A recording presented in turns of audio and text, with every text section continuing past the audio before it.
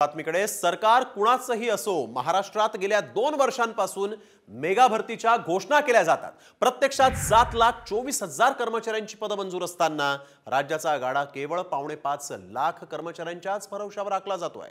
आणि याच संदर्भातला पाहूयात एक सविस्तर रिपोर्ट। मेगा भरतीची घोषणा हवेतच। 7.25 लाख कर्मचाऱ्यांची पदं मंजूर।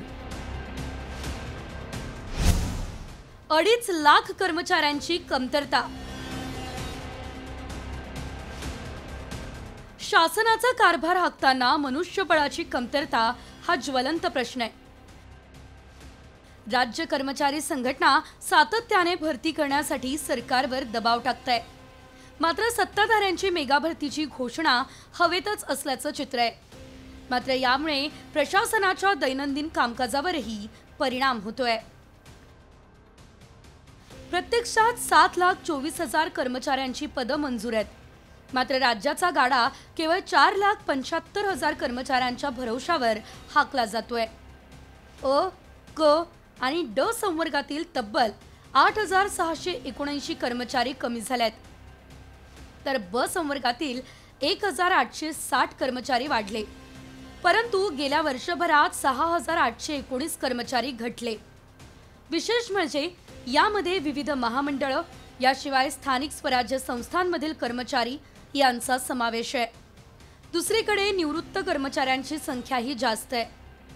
मार्च 2024 पर्यंत 9,062 कर्मचारी निवृत्त झाले, तर मार्च 2025 पर्यंत 16,280 कर्मचारी नियत वयोमानानुसार निवृत्त होणार आहेत। की सुमारे 30% पदं रिक्त आहेत, अधिकाऱ्यांची सुद्धा आणि कर्मचाऱ्यांची सुद्धा।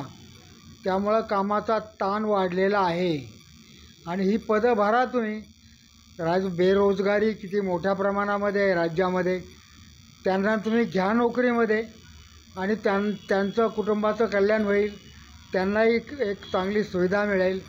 परंतु शासन या बाबतीमध्ये रिक्त पदं भरतोय लवकरच म्हणतात, परंतु भरत मात्र नाही। शासनाने जाहीर केलेल्या कर्मचाऱ्यांच्या सर्वंकष माहिती कोशातूनच ही बाब समोर आली आहे। राज्य शासनानं पदभरतीसाठी विशेष प्रयत्न करणं गरजेचं होतं, परंतु पद भरण्यापेक्षा कंत्राटी भरतीकडे अधिक लक्ष दिलं गेलं।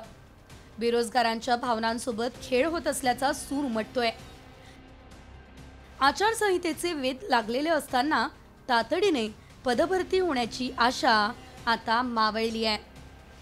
ब्युरो रिपोर्ट, साम टीव्ही।